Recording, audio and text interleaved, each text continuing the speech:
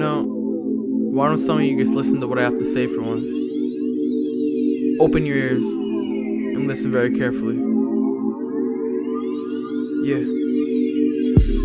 Deep stress is what I ingest. Looking right then I look left. Thinking deep then I get stressed. My lyrics are all a mess. Thinking that I am the best, but my ego gets real evil when I try to go confess. Haters won't ever connect. All the help I go neglect. All the rage I go protect. Reading every single text I get stressed. I get worried, scared shitless of my future. Like, should I love music or should I just yell out screw her? This pain is just addictive. The stones on my shoulder will never budge or will be lifted. I know I must be gifted, but I doubt you'll ever get this. Writing down the paper, continue or should I rip this? I'm tired of my limits, tired of it.